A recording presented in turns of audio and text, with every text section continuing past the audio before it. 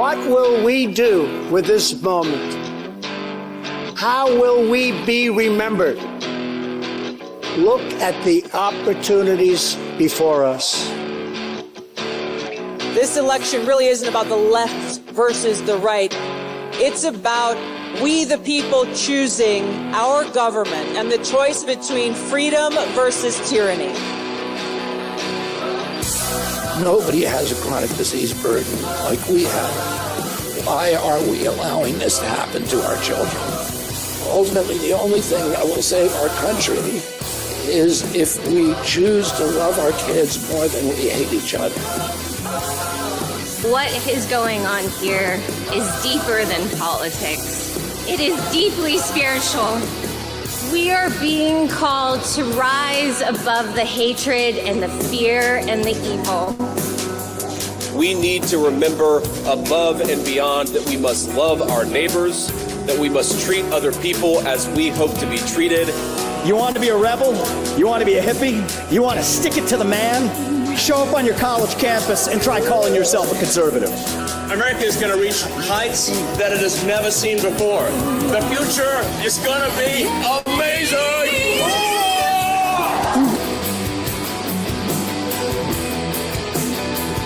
You want healthy children. Don't you want a president that's going to make America healthy again?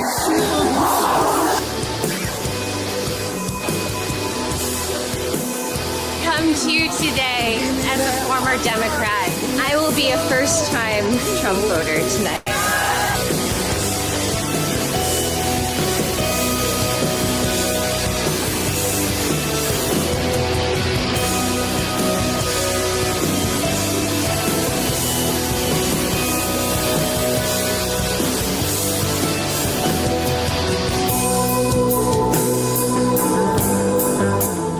The people dreamed this country, and it's the people who are making America great again.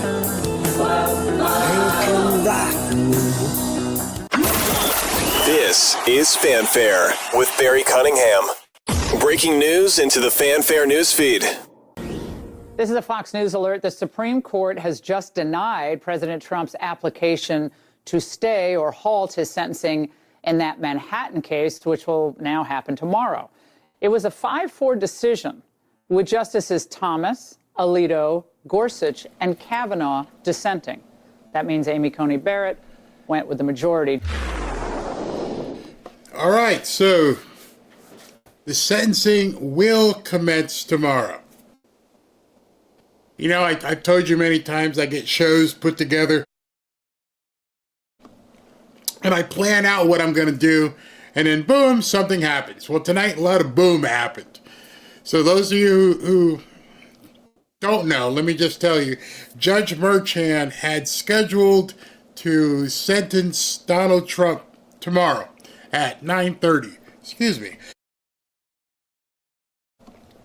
Oh, my voice still isn't where it's supposed to be. And Trump went through the various appeals, applied to the appellate court, then went to the Supreme Court. Give me a second here. And they denied it. Amy Coney Barrett and John Roberts both voted with the Democrats. It is what it is. I've been watching Truth Social to see if Trump has commented. He has as of yet. Yes, he just did. Just now commented. So let's look at his comment. I will try my best to read through it so you guys can read along as well. Okay, here we go. I appreciate the time and effort of the United States Supreme Court in trying to remedy the great injustice done to me by the highly conflicted acting justice who should not have been allowed to try this case. Every legal scholar stated unequivocally that this is a case that should never have been brought. There is no case against me. As you know, President Trump has assembled the Avengers to make him. Let me continue. In other words, I am innocent of all of the judges' made-up fake charges.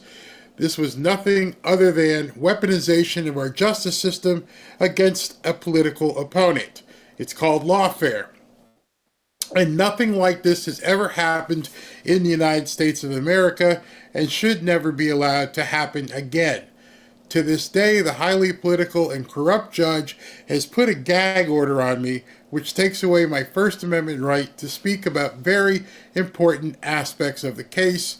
For the sake and sanctity of the presidency, I will be appealing this case, and I'm confident justice will prevail. The pathetic, dying remnants of the witch hunts against me will not distract us as we unite and make America great again. So some of you may be confused, like, what do you mean appeal? The Supreme Court just said, no, we're not siding with you. No, that's not what's happening.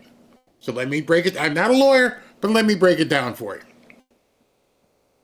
Trump was trying to get the sentencing tomorrow stopped. That was unsuccessful. So he will be sentenced tomorrow. We'll talk about that in a second. Once he is then sentenced, then as a convicted person, he can then appeal the conviction, which may take quite some time. So this was an emergency stay to try and stop Merchant from doing, anything tomorrow, but he was unsuccessful in doing so because of Amy Coney Barrett and John Roberts. So he will be sentenced tomorrow. Nothing he can do about it. Went all the way to Supreme Court. They turned it around in 24 hours basically and said, nope, go ahead and go through it. So why did they go through with it? Let's read the actual judgment. This is the quote. First, the alleged evidentiary violations at President-elect Trump's state court trial can be addressed in the ordinary course on appeal. So basically, well, not basically, the Supreme Court said it's not the time. It's out of order. You haven't even been convicted, so there's nothing for us to stop. And the ordinary course is after you're convicted, then we will then, if it gets that far, take it up on appeal. Secondly, the burden that sentencing will impose on the president-elect's responsibilities is relatively insubstantial in light of the trial court, Merchant, stating intent to impose a sentence, quote, of unconditional discharge after a brief virtual hearing. Now that's very important. Judge Merchant submarined this. Well, what do you mean by that? Well, Merchant has already stated, I'm not going to sentence him to jail. You're not going to do any time. You're not going to do basically anything except wear the label of convict on your chest. That is basically the only thing that is going to happen to Trump tomorrow. So for the next however long it takes to go through appeal, every news station will say convict, convict, convict, convict, convicted, convicted, convicted, over and over and over as much as they possibly can. Every single time they mention Trump's name, convicted felon, President Donald Trump, convicted felon, we're going to go cut to the inauguration today of the convicted felon, Donald Trump. Over and over and over until the appeal is actually heard. That's the only thing they're going to be able to do. Just remember that as you hear stuff over the news. There is nothing else that they're going to be able to do to him except calling him convicted. By Merchant telegraphing to the Supreme Court, hey, I'm not putting him in jail. What's the big deal? That's what took this thing away from the five who may have voted otherwise. Because what he was saying here, the burden will impose the president-elect's responsibility. There's no burden. It's not going to stop you from being president. There is nothing that you can show us, meaning the court, that proves to us you are going to be irreparably harmed. See, in order to have an injunction on anything, hey, we want to make an injunction so Barry can't talk about stuff. Why? Because I would be irreparably harmed and blah, blah, blah, blah. he cannot prove he's going to be irreparably harmed. Going to jail would be irreparably harmed. Paying a huge fine would be potentially irreparably harmed. Nothing happening and just being called a convict, which you still have the tool, the option of appeal, you're not irreparably harmed. So Judge Merchan, playing another game, got Trump. He got him by making sure that the Supreme Court couldn't find the grounds to basically stop the sentencing. That's what it is. Again, I'm not a lawyer, but you're going to talk to one tomorrow. See, I had already planned, or actually had already booked, one of Trump's attorneys who's going to be on the air with me tomorrow live at 9:30. So while Trump is being sentenced, we will have one of Trump's actual attorneys on the air live with us, and he'll be able to basically analyze everything that's happening as it happens, and then we can also ask him about this judgment. Am I concerned? Let me just tell you that. Is Barry concerned about this judgment? Nope. Not at all. You see, it will get overturned on appeal. The actual conviction will get overturned. But it's going to take, who knows? They may drag it out. It may take 2 years. Who knows? But it will get overturned. Almost everybody says that. All this is going to do is try to embarrass Donald Trump. And it personally may embarrass him. Everybody's going to call him a convicted felon. What you and I and he have to do is keep your eyes on the prize. Keep everything on, where it's supposed to be. Will the Democrats try and do something before the inauguration and say we can't inaugurate a convicted felon? It would be political suicide, but who knows what they'll try. So that's where that is. Jonathan Turley said this. The denial of the Supreme Court on the Trump stay played out as expected. Nothing in the effort would have appealed to Chief Justice Roberts. Roberts is an ultimate institutionalist who not only prefers regular order, but he wants to have a minimal role of impact with the Supreme Court. There's an overriding preference among appellate judges for the finalizing of cases with sentencing so that the entire case can be reviewed. This hasn't been finalized. Even you've heard people say it, as of today, he is not a convicted felon. The case is not over until tomorrow. As I mentioned, Amy Coney Barrett joined the liberal justices. The sentencing will now go forward. However, in handing down his sentence, Judge Merchan will give Trump an even greater mandate. The New York case is the rawest form of lawfare, and Alvin Bragg is its happiest warrior. For many of us, Merchan will be rendering a final judgment not just on Trump, but the New York court system. The New York courts failed to prevent this weaponization of the legal system. Let me see if he continued. After millions of dollars and years of litigation, Trump will be given an unconditional discharge in a case that was more inflated than the Goodyear blimp. Even CNN senior legal analyst Ellie Hong denounced the case as legally flawed and unprecedented. Senator John Fetterman recently put it more simply and called the case total bullcrap. The whole case can now work its way eventually back to the United States Supreme Court. So what you're seeing play out is a Democrat dog and pony show. It means absolutely nothing. It will have absolutely no effect.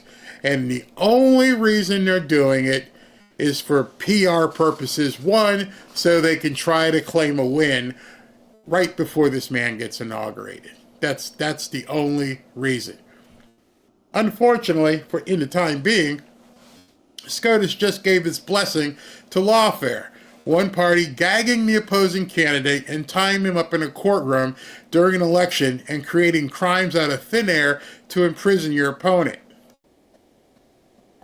Democrats, You just opened Pandora's box.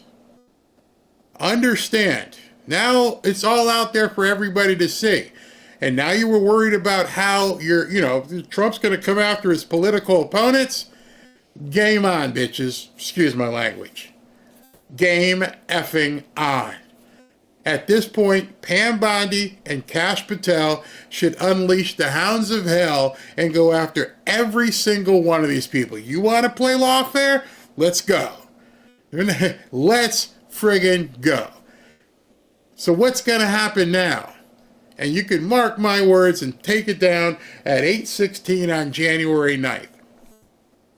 Sometime in the next, 11 days, Joe Biden is going to pardon everybody because they just caused all these people to be placed specifically in the crosshairs of the Trump Department of Justice. Kash Patel, Pam Bondi, have at it. Get on these people. Jump all over them. Hound them. Bankrupt them. Do whatever you need to do. Look and make sure they filed every cent of their taxes. And so the only thing Biden can do at this point, because of what they've done, not because of anything Trump has done, now you're going to hear that too. Oh, he's going to go after his political opponents. Oh, you damn right. You damn right he's going to go after his political opponents. Game on. I think every single one of you would probably say the same thing. You're putting this man through the ringer. You made him exhaust every single thing. You're laughing at him. You're putting out judgments and sentencing him like a common friggin' criminal.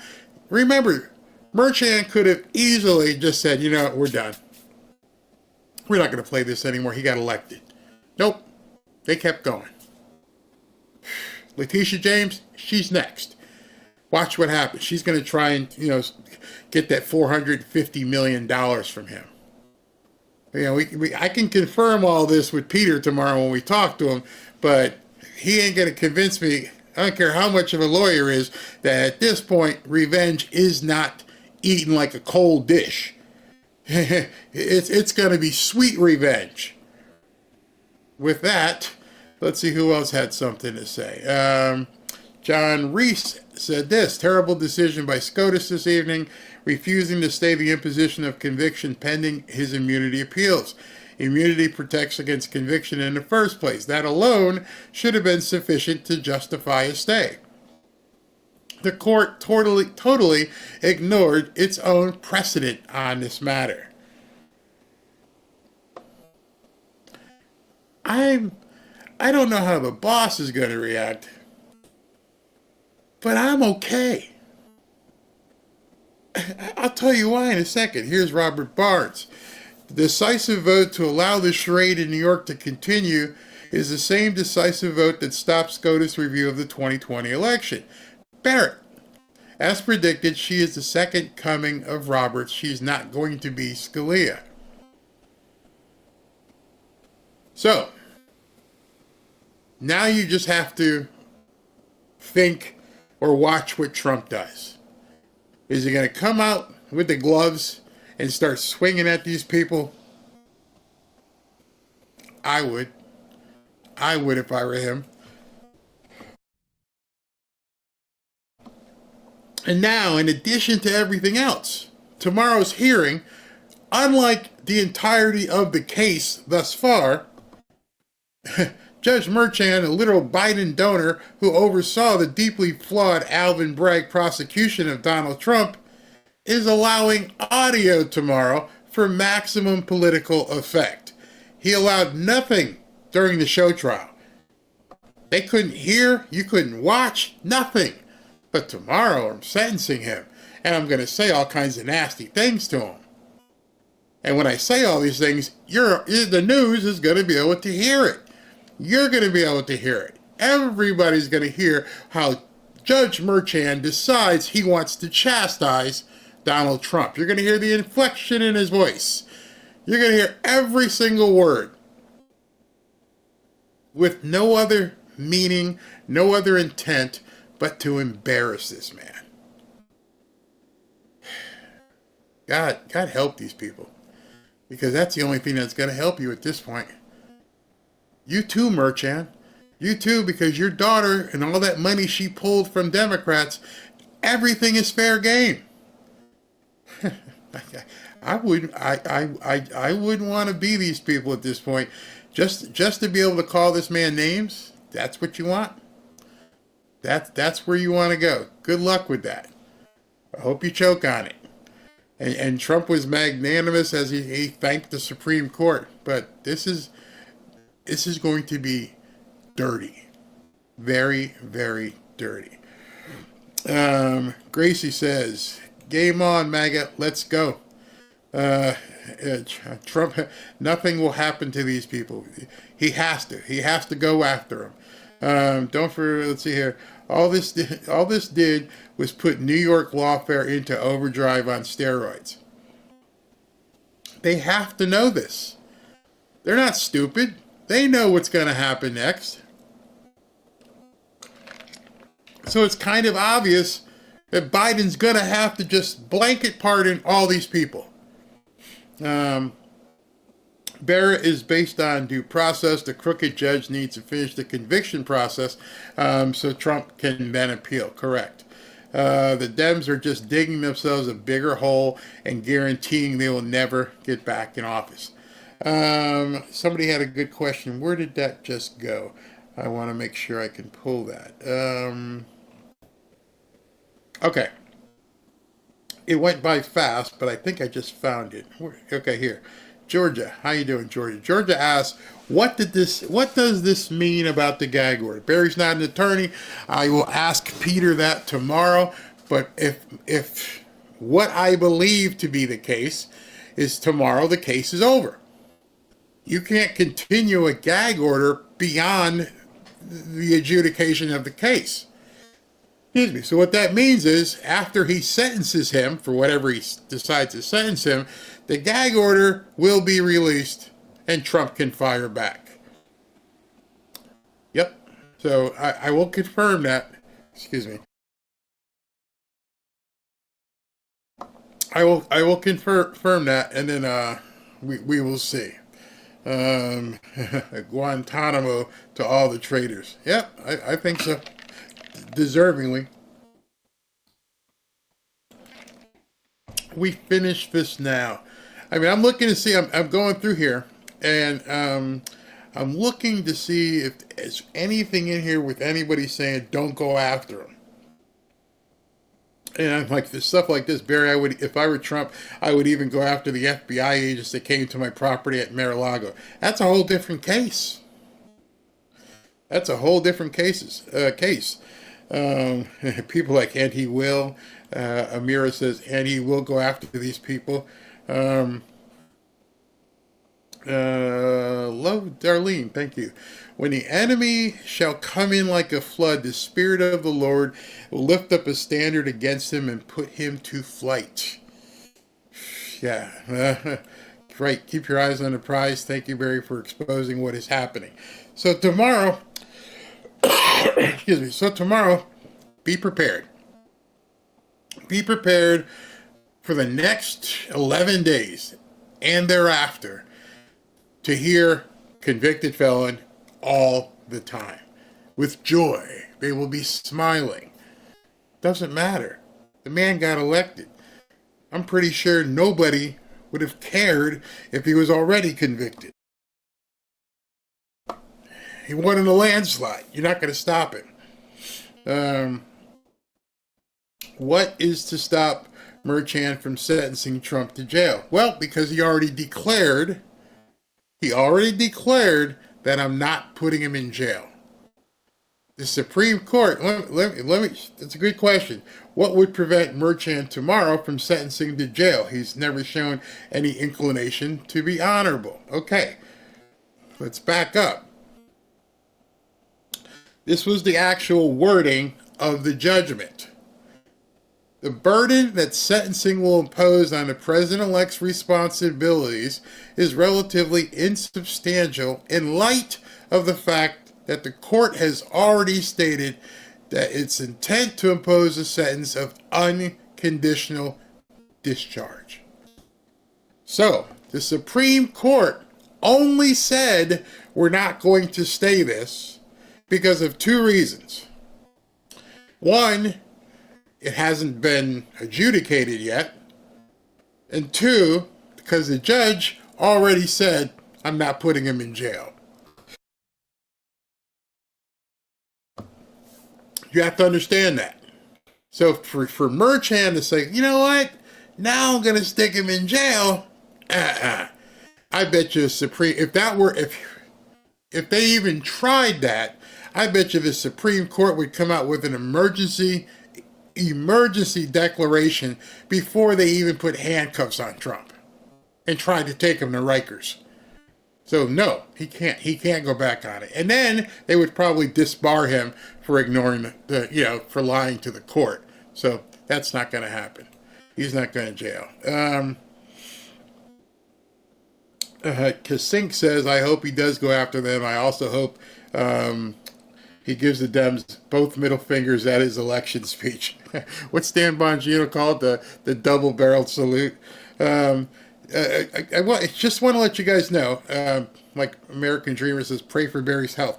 I feel fine. I feel completely fine. Went to the gym, got stretched and everything today. My vocal cords are just stretched, strained because I had a cold and they just haven't healed. But everything else, fine. Appetite, fine. No fever, no temperature, nothing. Everything's fine. I'm good. I just talk too damn much. This is kind of like the worst thing to do, have a job or proclivity here is doing something. When you have to talk for 2 hours, sometimes twice a day, that's 4 or 5 hours, plus talk to your wife, plus play with the dogs, you got to use your voice, and you've been sick. It just keeps, straining my vocal cords. But other than that, I'm fine. In fact, I cannot wait to be done with this show so I can go watch Notre Dame. And none of you better give me any spoiler alerts here. The game kicked off about 20 minutes ago. Shh, don't say nothing. Okay. Barry isn't going after them, all part of draining the swamp. They've been complaining, he's going to go after his political opponents. I think what he needs to start doing is create new messaging. And he will tell Kash Patel, he's not going after opponents. We are here to enforce the law. That's it. I don't care who you are. I don't care if your name's Fred and, you're the pipe bomber. I don't care. Find out if people broke the law, and if they broke the law, go after them. Opponent or non-opponent. And I think that's what the messaging Pam Bondi is going to have to come out with. Thank you, Christine. Thank you very much. Barry talking is your job. Yeah, that's pretty much it. Yap in my mouth here. Let's see here. Nobody cares if they call him a felon. But that's what their minds are so small. That's what they think about. So, and anyway, that's what's happening. Tomorrow, 9:30, the sentencing will be live, and I invite you guys to join me with Peter Tickton, one of Trump's attorneys here in South Florida. And he'll be able to answer your questions, and I can sit back and rest my voice. Yeah. So let's move on to some positive news, because before this came out, Trump was busy with a whole bunch of other stuff. Many of you know from Fox News a guy named Leo Terrell, and he announced this. Hi, Leo 2.0 here, big-time Trump supporter, January 9th, 2025. Earlier this week, I told you I had a big announcement. Here it is. Today was my last day at Fox News as a Fox News contributor. I want to thank Fox News and the great management staff and all the producers and the anchors and everyone associated with this great news organization. For the last 4.5 years, you gave me the opportunity to debate and discuss the issues facing this great country, and I truly appreciate it. I made a lot of great friends at Fox News, one of the best, if not the best, news organization ever. Today, the President of the United States of America, Donald J. Trump, appointed me as a senior counsel to the Assistant Attorney General in the Civil Rights Division. I want to thank the President. I accepted the position because I want to help President Trump make America great. This is an honor. And for those people who have heard me articulate my views on the equality of law and treating everyone fair, help is on the way. For those people who believe that the system was used illegally against certain groups because of their political views, help is on the way. If you know how I've articulated my views on what is fair and unfair, what is legal and illegal, it's my goal to work with President Donald J. Trump, with Pam Bondi, with Harmeet Dillon, and we are going to provide fairness in the legal system and make America proud of the United States Department of Justice. God bless America. God bless President Trump. God bless everyone.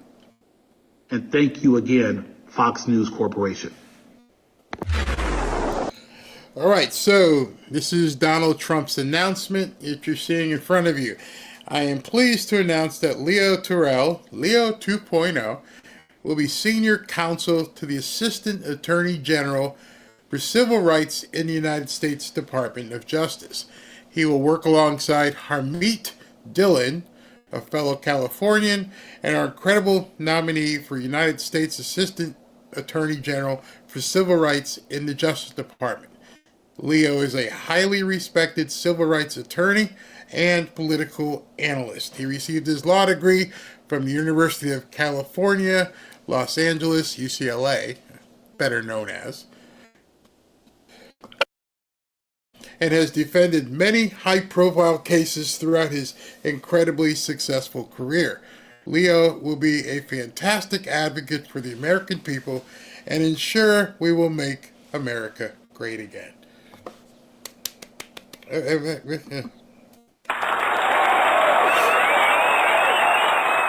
All right, so Leo is going to be a senior counsel on the civil rights side of the Department of Justice. Good. I didn't know Leo had that kind of experience, but obviously he does. Then he was continuing to work. He has named, I am pleased to announce that Christine Jack Toretti will serve as the next United States ambassador to Sweden. Christine is an incredible businesswoman, philanthropist, public servant, and RNC committeewoman for the great Commonwealth of Pennsylvania. She is chairman of S&T Bancorp and a former director of the Pittsburgh Federal Reserve. Christine has been a tireless supporter of important causes as a board member of the International Medical Corps, former chair of the Andy Warhol Museum, director of the NCAA Foundation, founding director of the Gettysburg Foundation, trustee of the Sarah Scaife Foundation, chair of the Ann B. Antstein Excellence in Public Service Series in Pennsylvania, and the Doty London Excellence in Public Service Series in Arizona. Christine is one of fewer than 60 women who have received the Athena International Global Award. In other words, she's quite heralded. She's got a lot of stuff on her resume there, which is great.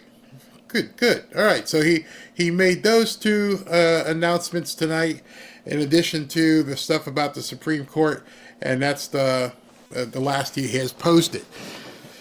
So that was basically the stuff that interrupted everything, and I had to adjust and move stuff around. It is what it is. That's how it goes. But just to recap, Trump will be sentenced tomorrow at 9:30. Not something that any of us wanted to see happen, but nonetheless, that's where we are. I will be right back in a second. As you know, President Trump has assembled the Avengers to make America great again.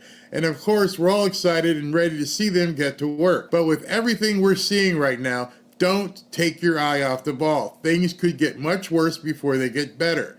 With the possibility of World War III still looming, And with the Democrats doing everything they can to impede Trump, you still need to keep your guard up and your money protected. Oh, and our national debt is still massively increasing. Don't get me wrong, I have high hopes for Trump's America, but I also have a family to look out for. You see, Trump and the Avengers have quite the uphill battle ahead. That's why I'm making sure I'm protected, and I'm recommending that you do the same. One way to be protected is by diversifying your portfolio. That's why on this channel I've been happy to partner with Lear Capital. As you know, I've been involved in real estate for quite some time, and although I dabbled in gold and silver, Kevin and his staff at Lear have helped to educate me even further, especially in regards to silver. Give Lear a call today and they'll show you how easy it is to move some of your savings or your retirement account into gold and silver. Gold and silver have been proven to hold value and protect wealth for the long term. Call Lear today at 800-601-5430 or go to learberry.com to get your free gold and silver wealth protection guides. There's no obligation, just free information. Many of you have seen my interviews with Lear founder Kevin Demerit, and I can tell you this company is solid and likes to educate their customers. Just so you know, Lear has over 27 years of experience, thousands of 5-star reviews, and over $3 billion in trusted transactions, and is the only company with a 24-hour risk-free purchase. You don't pay unless you're 100% satisfied. So call 800-601-5430 or go to learberry.com. And when you call, don't forget to ask how you can get up to $15,000 in bonus gold or silver with a qualifying purchase. So if you'd like to take advantage of this opportunity, please call my friends at Lear Capital at 800-601-5430 and tell them Barry sent you. Governor, you got a second? Governor, I live here, Governor. That was my daughter's school, Governor. Please tell me what you're going to do. So I don't know if this is set up, but if it's not a setup, it's like, I'm going to let this play, and you guys tell me if you think this is a setup or not. Robin watched it. She's like, I don't know if it's a setup, meaning setup against Gavin Newsom. This woman sees Gavin Newsom walking down the street, surveying the fire area, and she runs up to him, and she catches him in a lie. Straight up catches him in a lie. I'm going to rewind it, that way you guys can see the whole thing for yourself, and you tell me, is he full of crap? I mean, wait a minute, let me rephrase that. He's full of crap. Did this lady set him up? Governor, you got a second? Governor, I live here, Governor. That was my daughter's school, Governor. Please tell me what you're going to do. I'm not going to hurt him, I promise. I'm literally talking to the president right now. Okay, first of all, hey, I'm not going to hurt him. So the guard's like, just get away from him. This is Gavin Newsom. Back off. And so Newsom tells her, I'm talking to the president right now. Specifically answer the question of what we can do for you and your daughter. Can I hear it? Can I hear your call? Because I don't believe it. I'm sorry. There's literally, I've tried 5 times. That's why I'm walking around to make the call. Why is the president not taking your call? Because it's not going through. So Why? I have to get cell service. So let's get it. Wait. It's not going through? You just said I was talking to him. What do you mean it's not going through? Didn't Elon Musk drop Starlink all over the place? What do you mean it's not going through? Liar. So either she set him up and knew, but we already know he's lying to her. Let's get it. I want to be here when you call the president. I appreciate it. I'm doing that right now. And it's to immediately get reimbursements, individual assistance, and to help you. I'm devastated for you. I'm so sorry, especially for your daughter. I have 4 kids. Losing Everyone who went to school there, they lost their homes. They lost 2 homes because they were living in one and building another. Governor, please tell me, what are you going to do with the president right now? We're getting the resources to help rebuild. Why was there no water in the hydrants, Governor? That's all literally. Is it going to be different next time? It has to be. Has to be. Of course. What are you going to do? I'm doing to everything. Fill the hydrants. I would fill them up personally. You know that. I literally have. I would fill up the hydrants myself. I understand. But would you do that? I would do whatever I can. But you're not. I see do you know there's water dripping over there, Governor? There's water coming out there. You can use it. I appreciate it. I'm going to make the call to address everything I can right now, including making sure people I'd are like safe. to make sure you do. Can I have an opportunity to at least tell people you're doing what you're saying you're doing? Could somebody have a contact? Can I have your contact information? Right now. I don't know. I would love. Obviously, he's a liar, but did the lady set him up? She's probably wearing a mask because of all the smoke. Yeah, I could see that. Oh, she's good. Did she set him up? I mean, I'd like to know what somebody said she was on Jesse Waters earlier.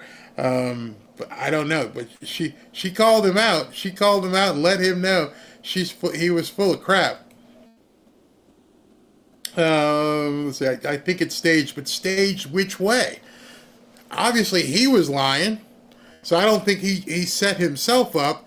And how would the lady have known that he didn't even have cell service? So what part was staged? I can't answer that. It just was so weird.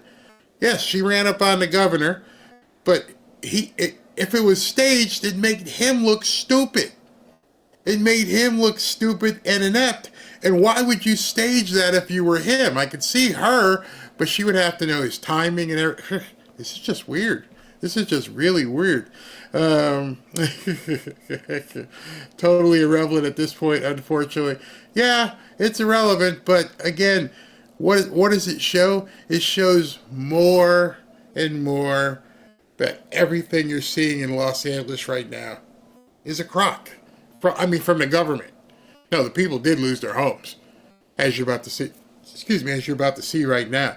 It's just so sad because the fact that we think it may be staged is just another part of this whole thing being complete BS. I am evacuating my home, and it's so hard to leave the podcast studio behind. I know that's sounds insane, but in case you don't know, this is Whitney Cummings. Whitney Cummings, she had a sitcom on television at one point. She's a writer. She's a comedian. She's part of Hollywood. Part of the Hollywood elite class. She's been a writer for quite some time. And she lost her house, unfortunately. And she's one of the ones who's now been criticizing the Democrats. This is what I've been telling you in the earlier show today. Wonder how many Democrats are going to jump ship. I have everything, my son's birth certificate, but just to leave all this, podcast studio is such a big deal to me because it connected me to so many of you guys. And just to give you an idea, this is the podcast studio, and then I don't know if you can see. So it's pretty close, I don't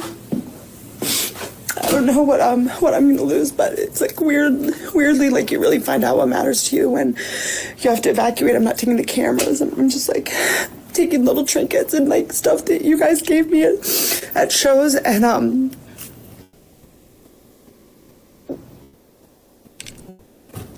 as I was getting, it's disconcerting to me because when I saw that on X, there were actually some, how can I say this, larger X people who are conservatives poking fun at her. And I just want to tell you guys, I can't say don't. I don't control people. Please don't be that person. Please don't make fun of people going through what they're going through right now. And the person I saw who was giving her a hard time is a big Trump supporter. And people see this. You look so lacking compassion. Doesn't matter politically what side of the aisle somebody is on. They're losing their property, their livelihood. Who knows what's inside that house? Empathy. Gotta have some empathy. Somebody says you can't feel, Barry, you can't feel sorry for these people. Maybe you can't. I don't want to see people in pain. I don't want to see people losing their livelihood. Why would I want that? Why would you not feel sorry? You can't feel sorry for these people. Wow. Wow, man. Karma is a bitch? Wow. Come on, people. At the end of the day, they're still people. Maybe it's because I've been down here in South Florida, been through many hurricanes, have seen people lose things, and many of the people, I never even knew who they were. I don't know who they were. Just drive down the street. Oh, you got no place to stay. There's a blue tarp. Maybe this will help. And to have no compassion for humans, I don't know. I'm just not built that way. I mean, Whitney Cummings didn't do anything to me. If she voted for Kamala, she didn't do anything for me. She was exercising her right. I feel her vote would be wrong if she voted for Kamala, but I don't wish pain and destruction on people. Other people are looking to see, I don't know. I guess some people just don't have that compassion. Man, come on. It looks like a war zone in LA. Send your prayers, not your anger. Man, this is such a good time for us to do something. And I just hear people saying stuff like that. I live in California, and I always vote Republican, but I still have compassion for anyone that loses everything to fire, hurricane, anything. Remember, we all vote for who we want to vote for, but we don't have any control over natural disasters. She didn't know, even though we would have said, hey, listen, you're voting for a party that's going to hurt your, basically setting you up in your own demise. But people have been blinded, obviously. This is where they need us. Man, I really don't get it. Let me see if I can find this one post. And I'm not going to lecture anybody. If you feel a certain way, that's up to you. But I'm not sure if you know who this woman is. Her name is Denise Crosby. I forget what show she was on a while back. But like right here. I'm sorry your house burned, but as a celebrity, you will be fine. I'm sorry about the everyday people who don't have nice homes and cars and can't afford to start over.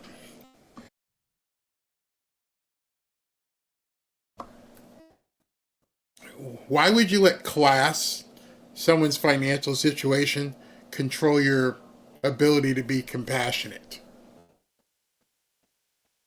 Come on, man. And I love how she responded. Don't go there, Kate. This is a time of caring. I've lost everything. A great equalizer. Don't judge. Help. But as a celebrity, there are no buts. You are presumptuous and ignorant. See, this woman was on, I forget what show she was on, a long time ago.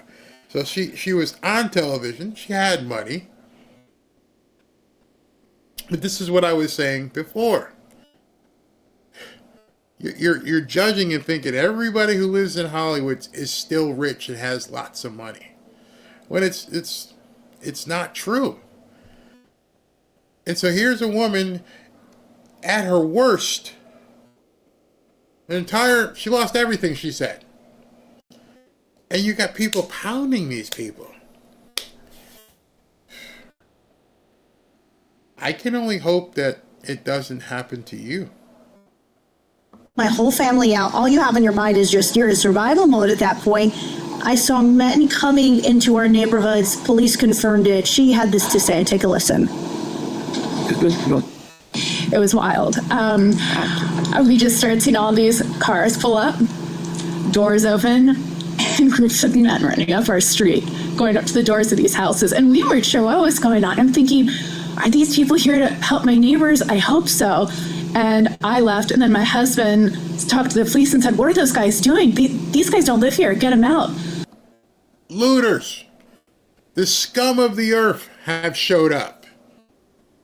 There's some video on X, but I couldn't show it because they don't like you showing these people doing this kind of thing. But they're walking with bags of stuff.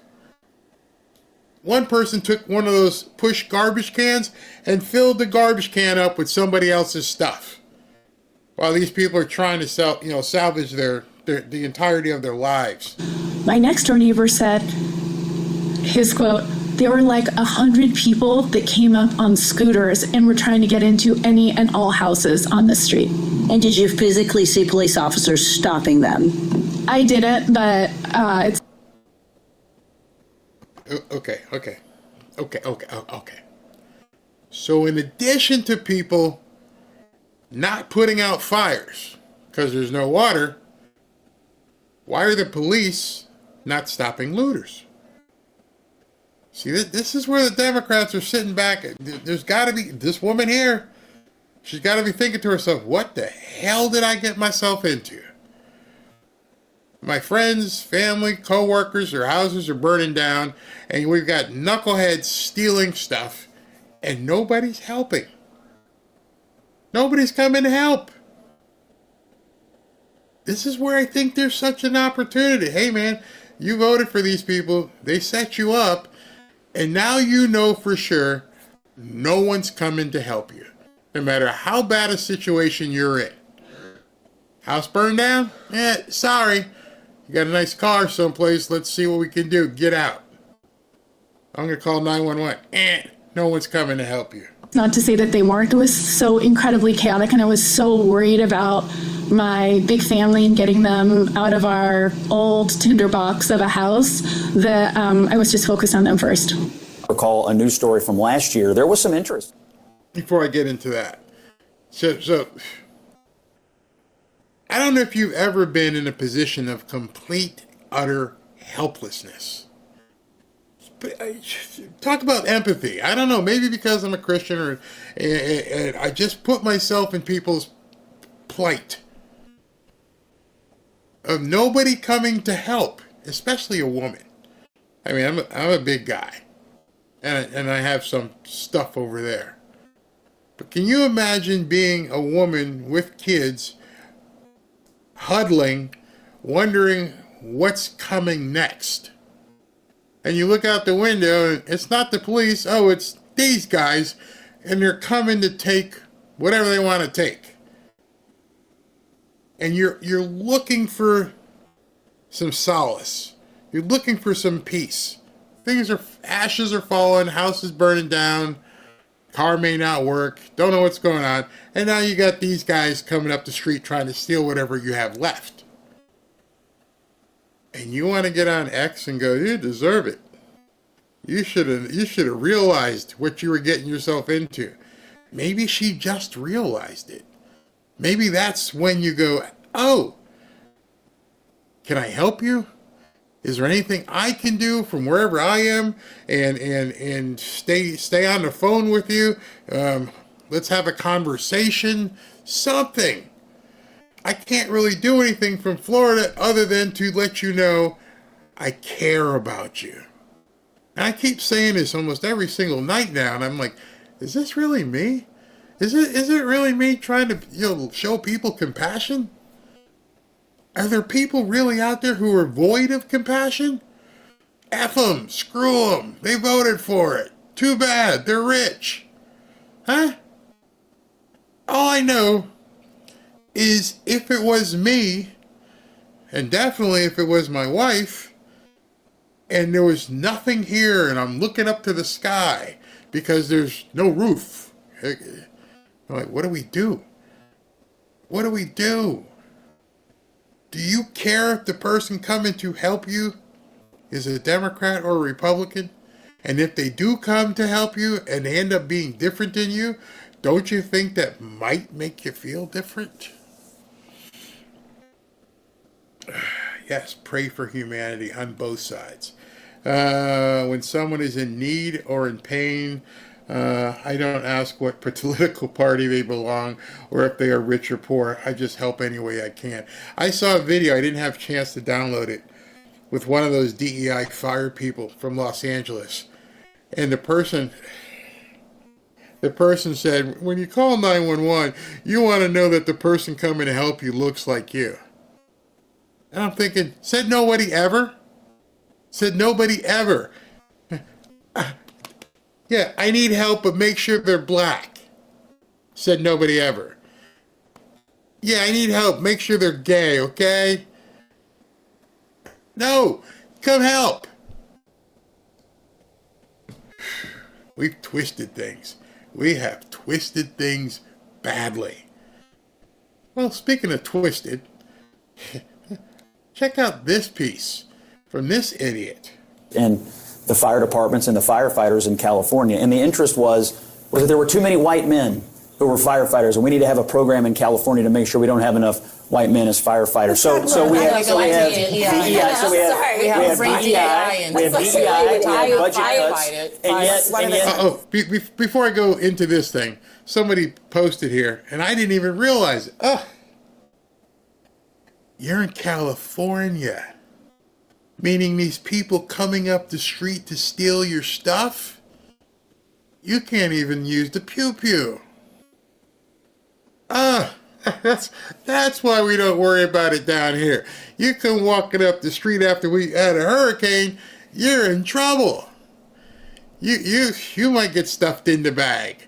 And out there in California, nah, you can't do that. And so this is Scott Jennings, the only person on CNN at this point who has any sense, is talking about the whole DEI stuff. This is very interesting. And yet, I'm wondering now, if your house is burning down, how much do you care what color the firefighters you are? Can respond and then... Listen, I am so tired. You know what? There was an article that just came out that said that actually the most educated demographic in this country right now is black women.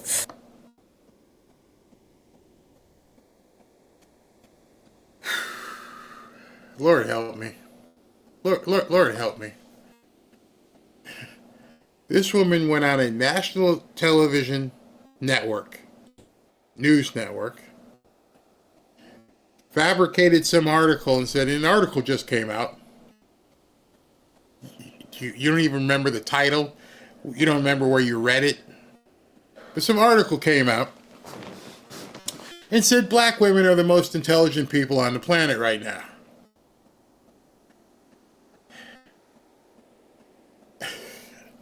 I don't even know what to say to that. But what I can imagine is what if Scott Jennings said, I just read an article, and it said white men are the most intelligent animal on the planet right now. All hell would break loose.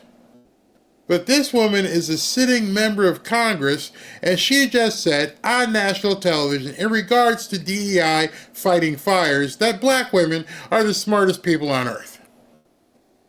So let me be clear. Because you are a woman, or because I know that some of the right has been sharing these photos of the fact that I believe that the fire chief may be a woman or something, that has nothing to do with it. We are looking at qualifications. What diversity, equity, and inclusion has always been about is saying, you know what, open this up. Don't just look at the... Scott, you're a better man than me, because I would have asked her when she stopped her right there, when she said, what diversity, equity, inclusion has always been about. It. You mean for the last year? Because I ain't never heard of it. What do you mean what DEI has always been about? Where'd it come from? Who made it up? Who decided what it was about? Because I'm pretty sure before St. George Floyd, there was no such thing as DEI. And she just flew through that sentence. What DEI has always been about. I'm like, what do you mean always? I ain't never heard this crap before. I hope We don't have to hear much more of it. White men, open it up and recognize that other people can be qualified. And the fact that we want to, at a time when people are dying, decide that a country of immigrants is failing or people are dying because the same very people that built this country, because the last time I checked, y'all didn't say that anything was wrong with the White House. And I can promise you, it was my ancestors that built the White House. So listen, if you should have called her on it. Somebody asked in the chat, why do we even bother looking at CNN? Because this was about what's going on in California. And somehow she decided to twist it into a racial conversation to further be divisive, to further drive a wedge. They're not happy yet. I would almost bet that none of her ancestors were involved in swinging a hammer and building the original White House. I am so sick of people claiming shit that they can't claim. we have been good enough to build this country, we are good enough to serve and die overseas, we are good enough to serve in other ways. And the fact that people actually decide that they want to engage in public service, whether it's sitting in Congress or whether it's serving on the fire department or the police department, should not be an issue. The fact is, stop trying to act as if only white men are the ones that are capable. Because so one of the reasons why I do this is because I am a firm believer in the meritocracy. That the color of my skin does not mean I should be able to do something. I can't shoot a three-point shot, so based upon that, I can't play in the NBA. Doesn't matter what color I am. I don't have the reflexes to drive a NASCAR 200 miles an hour, 5 inches away from somebody's bumper. Ain't gonna happen. Doesn't matter what color you are if you aren't up to doing the job. And so when I see these race baiters get on television and they say this crap, it inflames me, it embarrasses me, because they're trying to demean other people by saying, I deserve to be here for no other reason than somebody 250 years ago decided to bale some frickin' cotton. What somebody did 250 years ago does not give you any credence for any job anywhere, and doesn't even put you in line to fill out a frickin' application. It has nothing to do with you. And if I'm talking to some black people right now who have felt that way, I'm sorry to be the one to let you know. If you showed up working for my company, I don't care what if you could have known Kunta Kinte, I don't give a shit. If you can't do the job, just because you're Kunta Kinte's great-great-great-great-great-great-grandson ain't gonna get you in. because right now you're sitting at a table with 3 very capable black women. I'm not. I'm just simply saying that as a matter of public policy in California, the main interest in the fire department lately has been in DEI programming and budget cuts, and now we have this massive fire. Are we really, but Scott, are we really blaming the fire department? The people in the LA fire department. No, I'm blaming the Democrats who run the state. No, but the fire department right now, they are dealing with a historic fire, okay? And they have terrible leadership. That is caused by climate, by the fact that it is extremely dry in the state of... Yeah, we were just talking about... I just can't.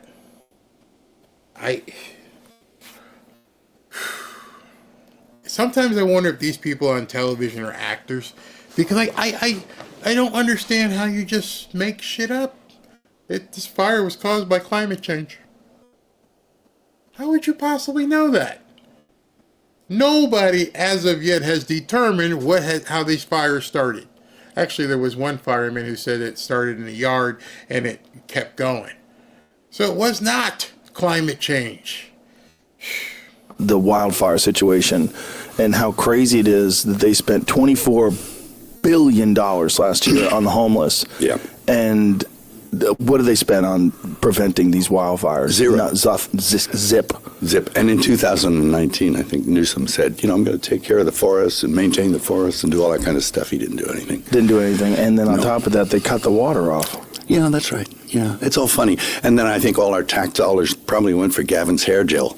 I don't know, but it's like, it's sad. It's like the place is just on fire. Well, the whole state is just so poorly managed. It's so it's so frustrating and confusing. And then he gets on TV and pretends like everything's great. Mm-hmm. And California's the best. We have the best state. We have the most amazing economy. And like, you're out of your mind, dude. You've ruined this state. I personally have liked California when I've gone there. I didn't have to live there. You fly in, scoop in, hey, let's go to a restaurant, let's go to a meeting, let's do this, let's do that. Now let's get the hell out of here. There's going to be a lot of debate moving forward about the entire management of that state. Politicians who are now going to say that things should be done based upon DEI are going to be losers. Because I was looking at some of your comments in here and it was funny. People are like, I don't care if 5 gorillas showed up with water buckets. I don't care if you can do the job. And right now, it's one thing after the other that's proving without any doubt that these people don't know what the hell they're doing. And because of that, there are people tonight suffering. There are people tonight, prominent people, who are suffering. And it's not going to get any better with these people in charge. You got Joe Rogan and Mel Gibson here talking. Mel Gibson, extremely successful, been involved in Hollywood, and he's calling it as he sees it. And they don't like the word getting out. But now everybody can see it. Well, he ruined it. Well, it's the same team that was up in San Francisco, and they came down to L.A., and they're doing what they did in San Francisco. And San Francisco's kind of like apocalyptic now, Yeah. I went there, and it's just like people, homeless, it's a mess. It's just unbelievable that society can crumble that quickly. Mm-hmm. It really See that, and I disagree.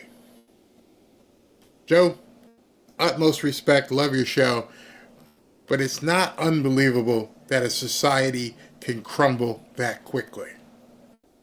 We see it. Every one of these cities, I talked about it earlier today, that are under Democrat rule. Chicago, great city, imploding.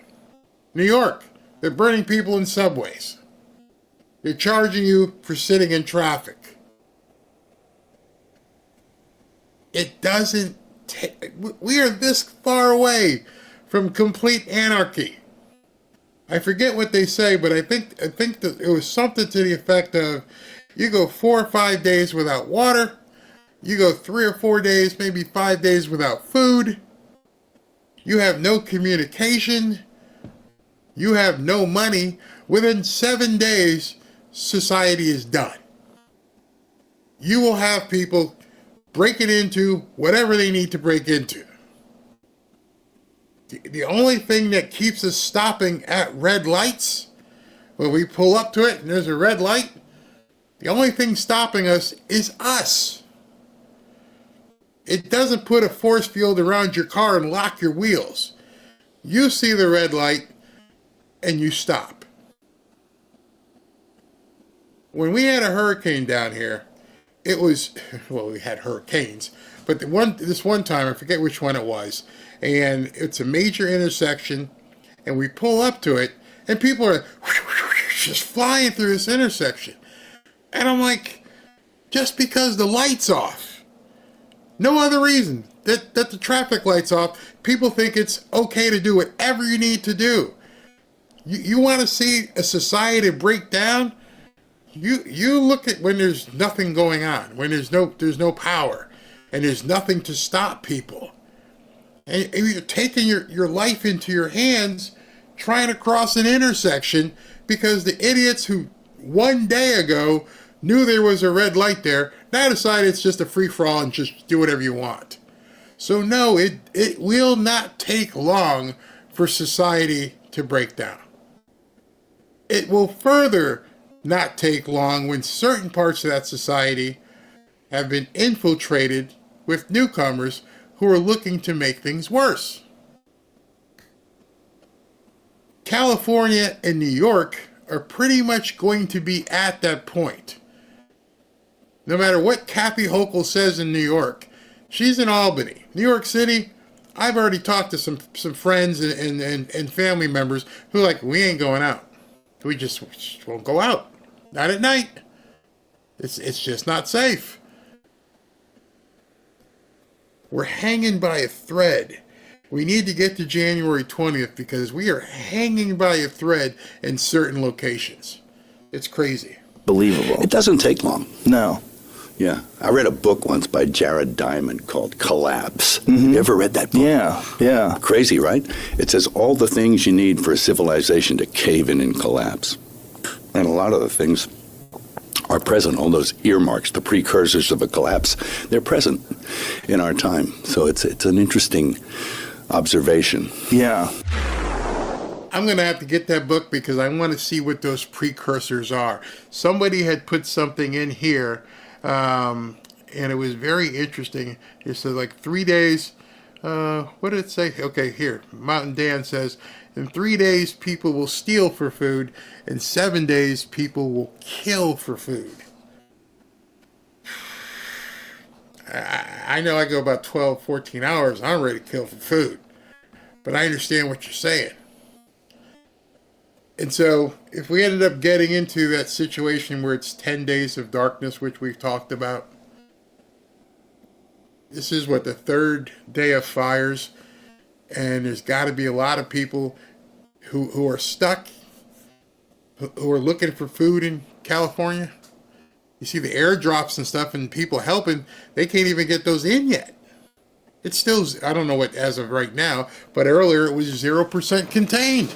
They're not going to let you bring stuff in there. You're still doing airdrops with water.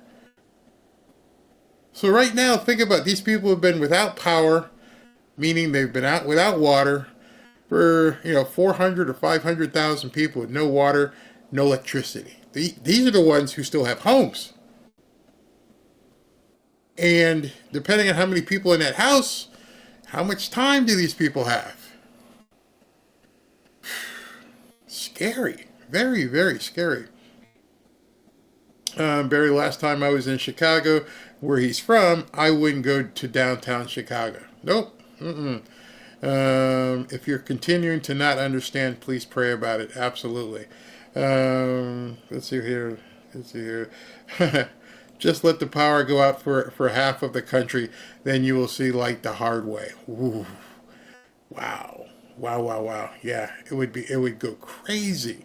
Get out of big cities if you can.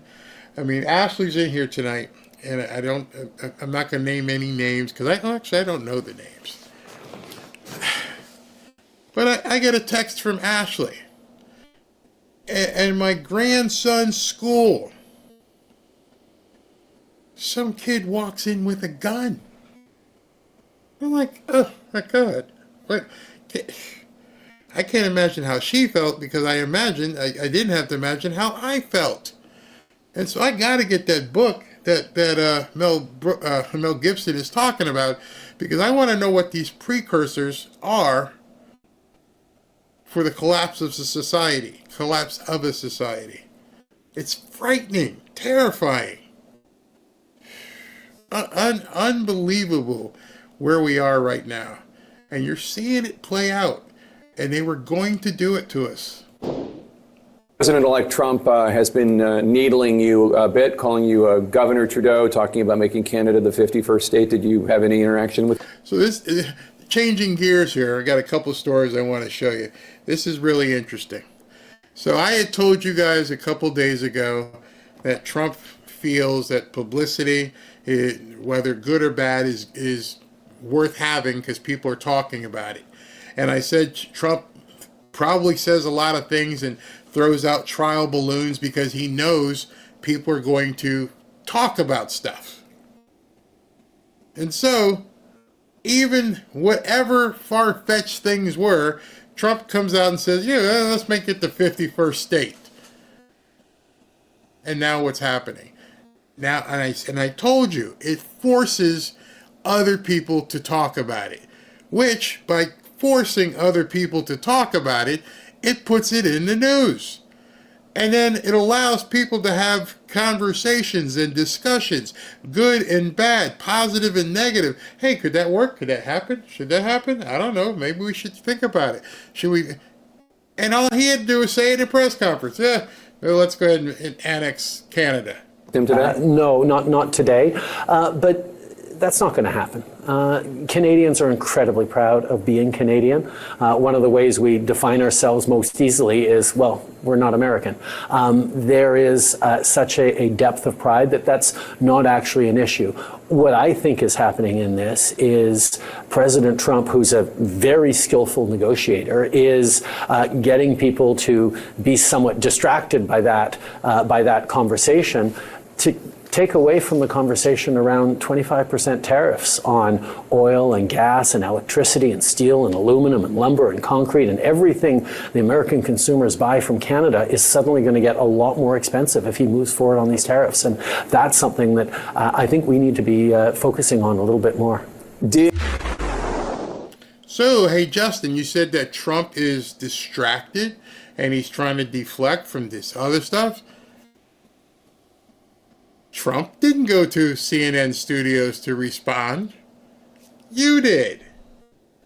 Trump hasn't gone on any television station and had to respond to this. You did. You're from Canada and you're sitting in a studio with Jake Tapper. You're the one who had to respond.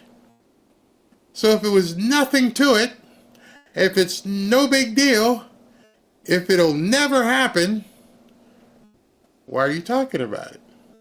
Why would you bring it up? Why would you go see Jake Tapper and have Jake Tapper ask you about it? It's no big deal. Never going to happen. Really? So I don't often discuss things that are never going to happen. I definitely don't contact reporters to tell them nothing's going to happen. So that's kind of odd. Hey, this is Jake Tapper. Hey, Justin, would you like to come on and respond to Trump's comment about, you being governor and Canada being the next state? No, Jake, that's ridiculous. No, sorry. I'll be right there. Said nobody who wasn't concerned.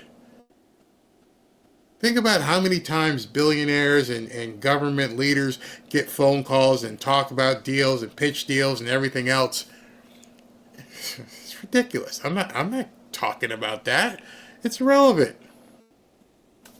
Okay, but you went on CNN because it was so irrelevant to tell people it's not going to happen. Oh, by the way, aren't you resigning? How do you know what's going to happen after you resign? You see, Jake didn't ask him that. Hey, Justin, so I understand that's how you feel, but you're about to be out of here. Since you're about to be out of here, how do you know how the next person's going to feel?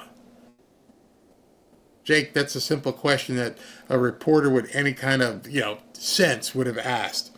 But of course, he didn't. Part of the problem is if you empower people as censors, then there's going to be some amount of bias they have, and then whoever appoints the censors is effectively in control of information. So then the idea behind community notes is, well, how do we have a consensus-driven, so it's not really censoring it, but a consensus-driven approach to truth? How do we make things the least amount untrue?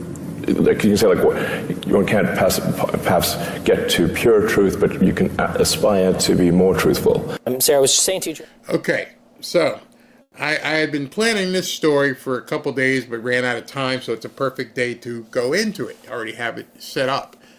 So as you know, Facebook decided that they were going to flip the switch and not do any censorship. Okay.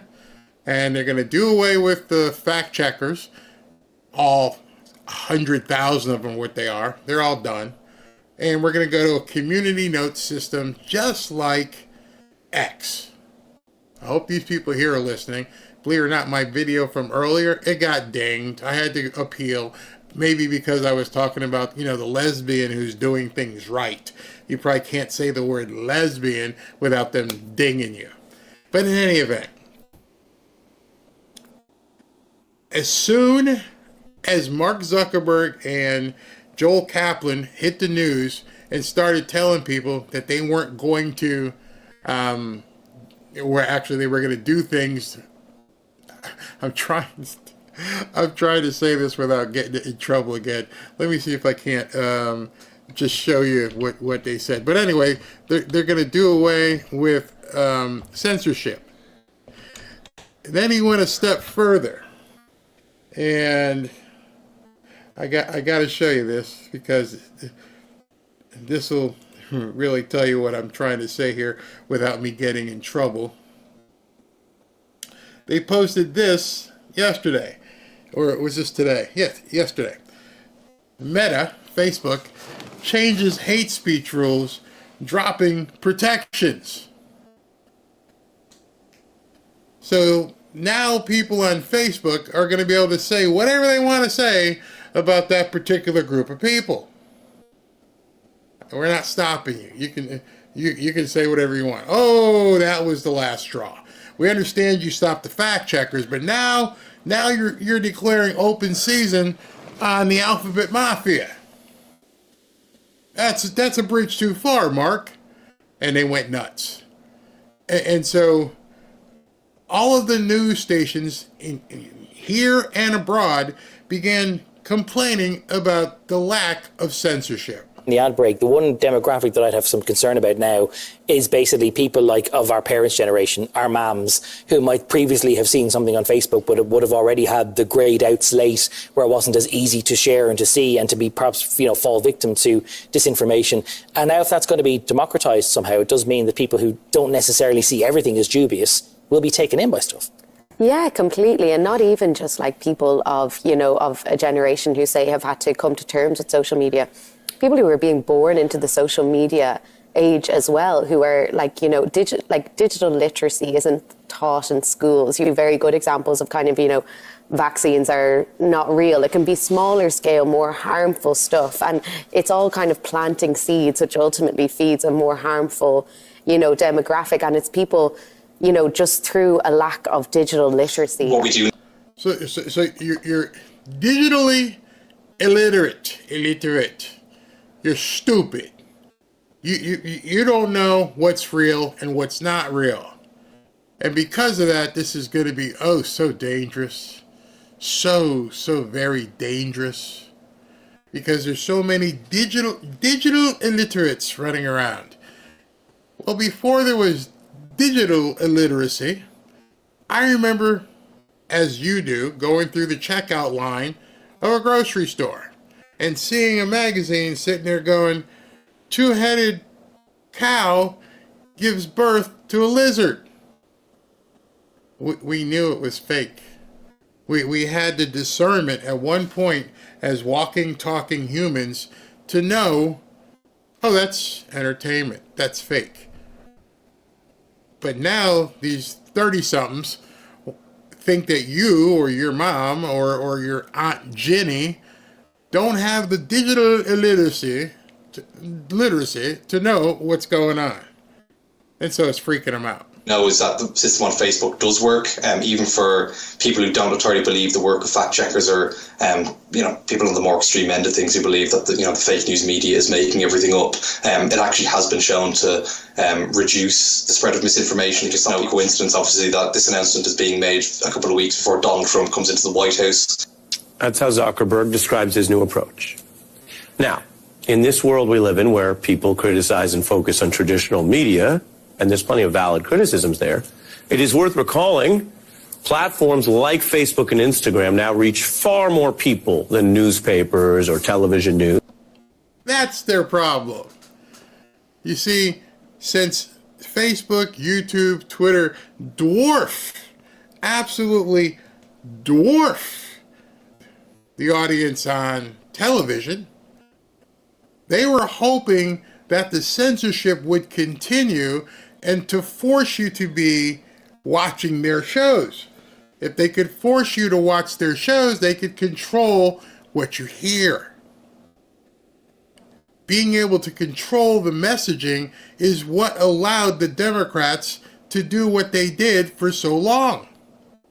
And then, of course, when Trump got in the first time and he used Facebook And then this time, when he used podcasts and all kinds of independent media, they were still hoping that the last bastion of them controlling flow would be Facebook. Here, it's a lot different. But Facebook, X, Instagram, oh no, we can't lose that. Yeah, you're about to lose it. Zuckerberg is shifting towards less fact-checking on these platforms that already have less fact-checking. They have less reliable info than, say, news outlets, which do try to get the facts and evidence first and then only report what they can confirm. It's really quite the opposite. Whoa. They should make a button that shows up every time somebody on the news says something fake. It pops up. BS. That's BS. What do you mean you try? You've seen the GIF. You either do or not do. There is no try. You don't try to tell the truth. That was a Freudian slip of epic proportions. Nobody tries to tell the truth. And these news people, they can't accept it that you should be fact-checked, not them. Because at least they try to tell the truth. Listed online. Zuckerberg's announcement does note this trade-off.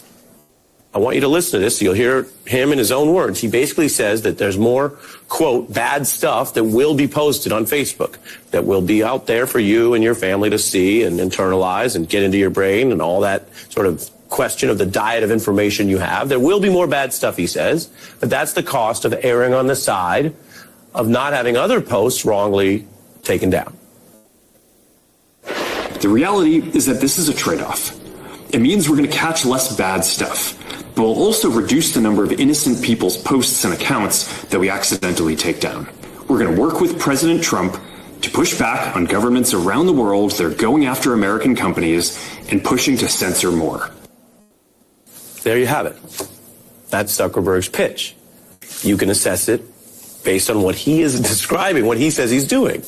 And beyond the repeated references to... I will assess what he's saying.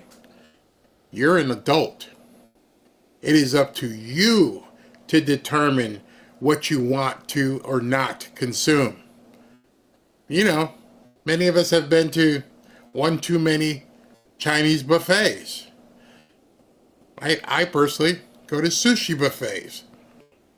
I want some of that. Nope, don't want that. And I can do that because I'm an adult. I can look at the different things and go, California roll? What is that?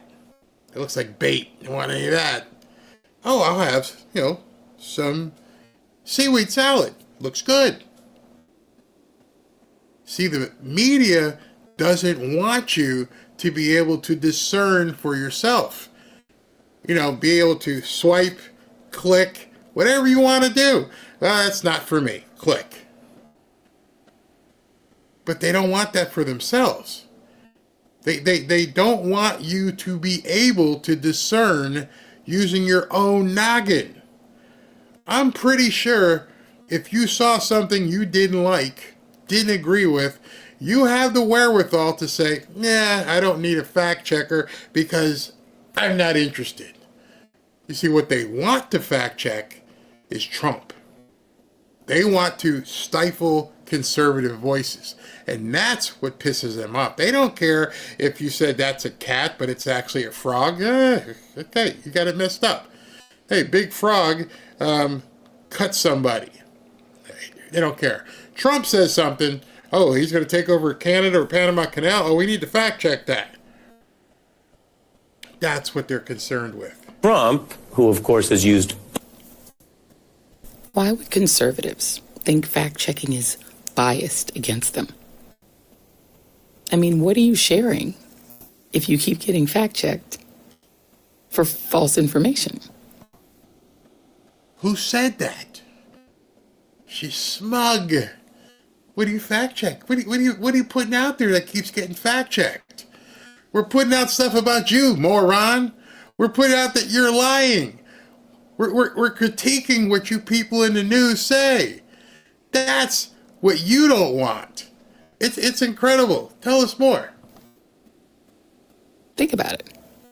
What were conservatives sharing on Meta that was getting flagged so much? Are they spreading false information? And why were they so eager? And why are Republicans in general so eager to end the idea of fact-checking?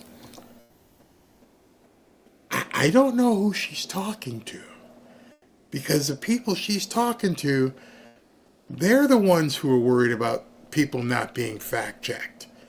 Have you guys ever seen Harry Sisson and some of the videos he puts out? And he talks really fast, goes like this. Or the Krasenstein brothers.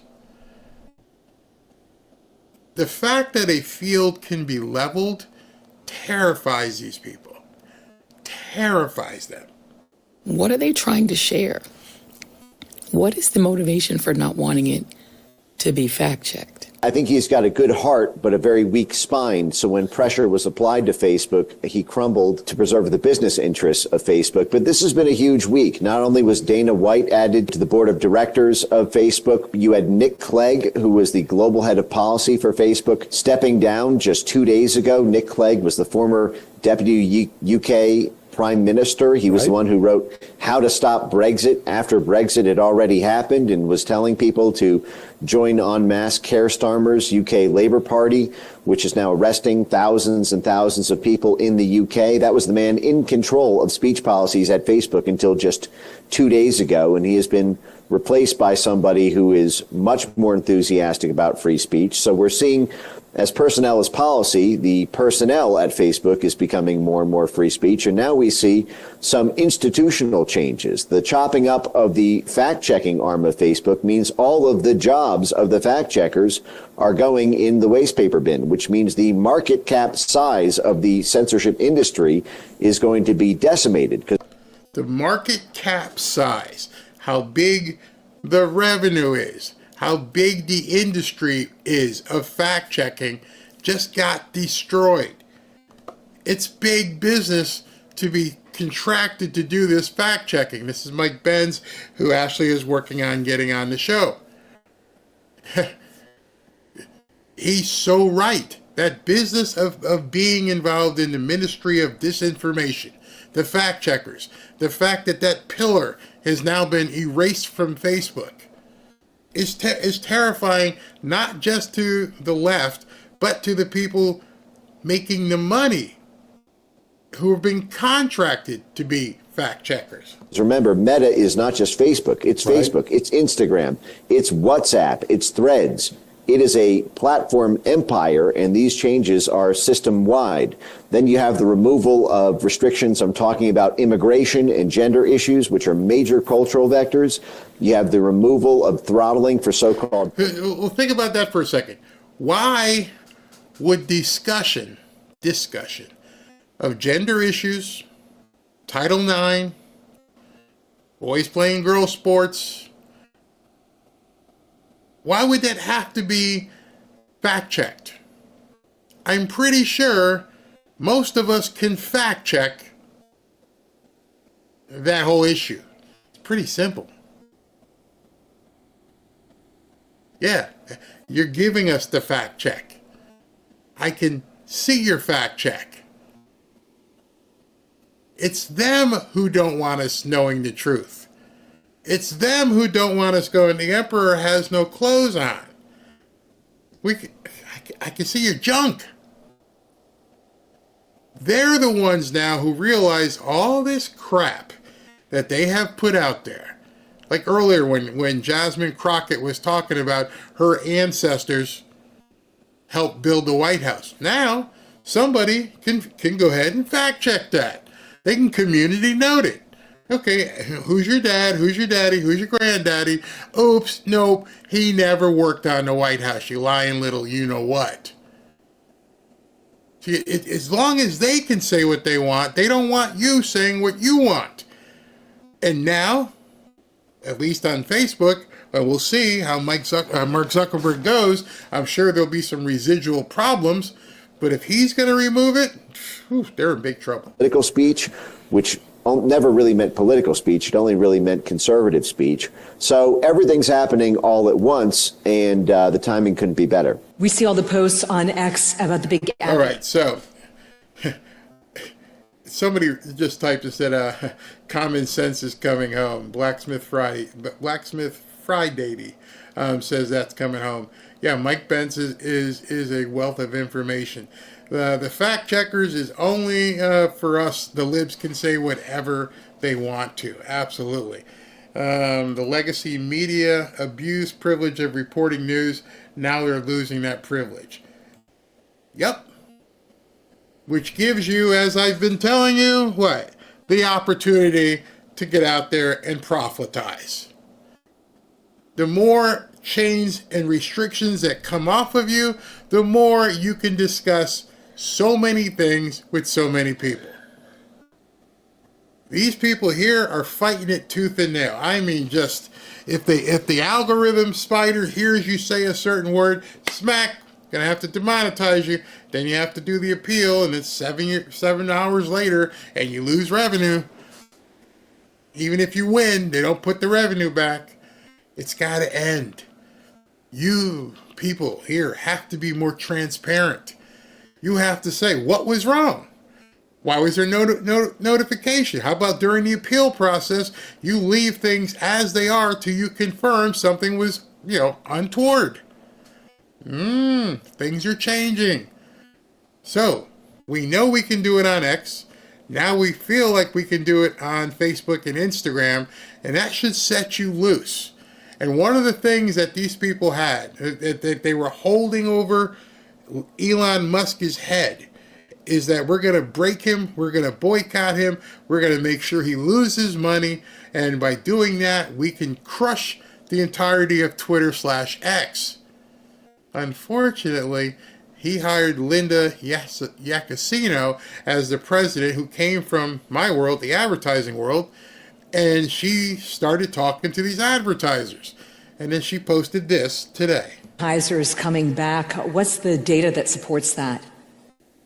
Well, there's growth everywhere we look. Every corner of X, there's growth. And when you think about the numbers, as you say, 90% of the advertisers are back on X.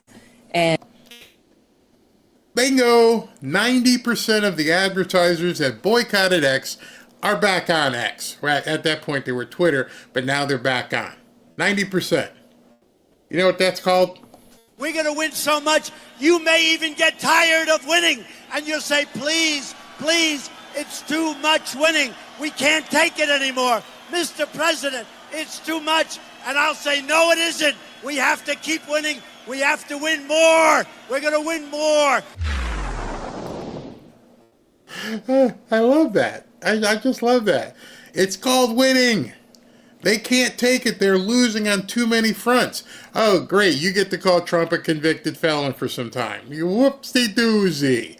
We don't care. We're kicking your butt up and down. There's nothing you can stop. Nothing. What? No one can stop what is coming. And it's really about three things, right? It's about safety. We've already talked about community notes, right? It's about safety. It's about product innovation. And then it's about that there's absolutely no surrogate for X, right? So if you start with the safety part, already talk about massive success of community notes. But we also rolled out a suite of tools that didn't exist prior to acquisition. Mm-hmm. So all the tools marketers in this room care about. I'm telling you, I have seen people in our little group, which hit 13,000 people tonight. Hey, let me hit that.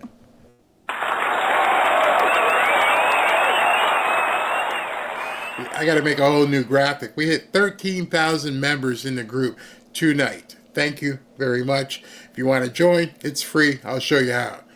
But in any event, X may eventually be the only app anybody needs. It has a phone app. It has the ability to create content, article, audio, video. you can create your own little ecosphere, do so much, and if you want to run a business, you can actually make money.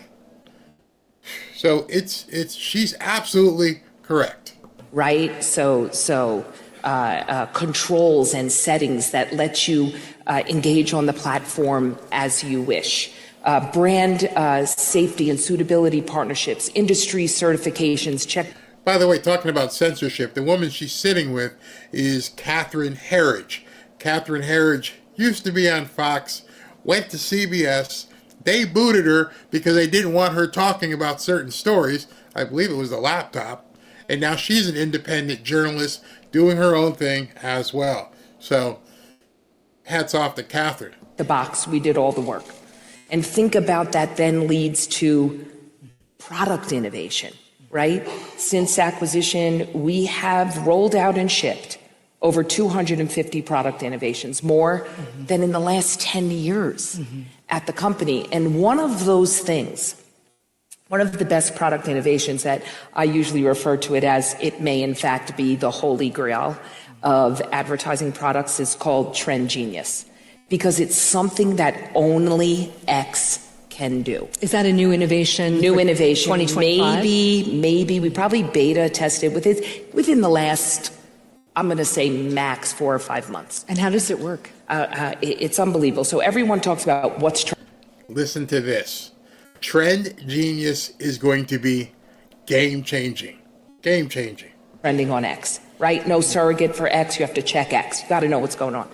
So the product we developed is when a trend kicks up on X and it hits a certain, let's call it altitude, right? Or it's really on fire on X, what's designed with advertisers that we have agreements with, their ad campaign gets fired up and it starts to take advantage of those trends. I'll put it in something that's easy to visualize. So for example, there was during a Taylor Swift concert, Bradley Cooper is spotted with Travis Kelce, and one of the boxes starts singing the Taylor Swift song. Oh my God, Bradley Cooper is now a Swiftie. So it starts trending on the platform.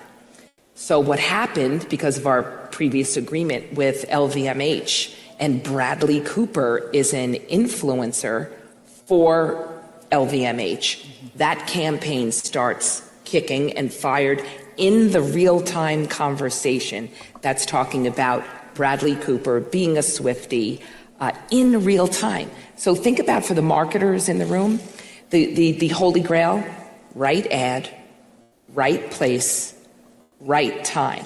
But okay, so that might be in the weeds for some of you, but I'll talk to you in a way that you'll understand in regards to politics. Trump just got denied by the Supreme Court. I haven't checked, but I'm probably pretty sure there's probably hundreds and thousands of tweets, posts about the Supreme Court. And if I hit refresh here, let me just see here if it's on it. Yeah, it's one of the top trends. So what that means is advertisers, any advertiser who wanted to be a part of getting into that stream of consciousness, it would automatically fire so you can hit the specific demographic that you want to hit. I've got an ad ready to go, and all I needed is to match something on fire. Boom. Like, Barry, well, I don't sell anything. I understand that. But from a political aspect with something like Trump, is if he's got a message, if he has a speech, if he has a press conference, if he wants anything to jump in to that stream of consciousness, he can predetermine, I'm going to do a press conference at 12 o'clock tomorrow. I know when I start talking, it's going to hit X. So for instance, let me do it in real world. At 9:30 tomorrow, he gets sentenced. So if Trump knows tomorrow at 9:30 he's being sentenced, then if he needed something to go out and make sure everybody saw it, he can coincide at 9:30 and put that message, and it'll get hundreds of thousands, if not millions of impressions very, very, very quickly.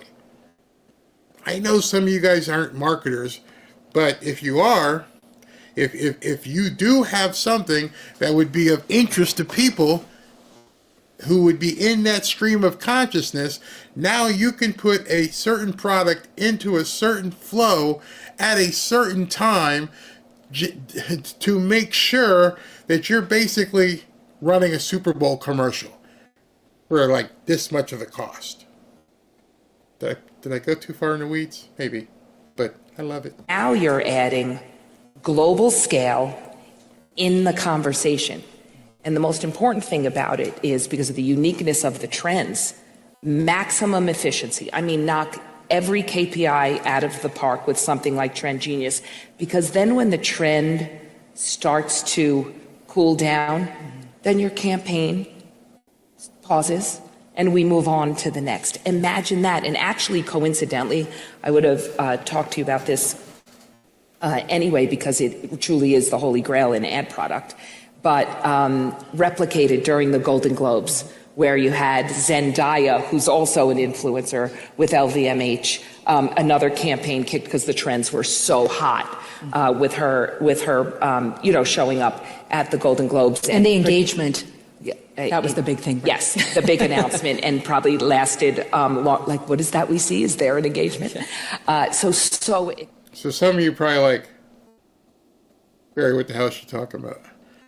What she's talking about? What she's defining? So I can bring this all back for you?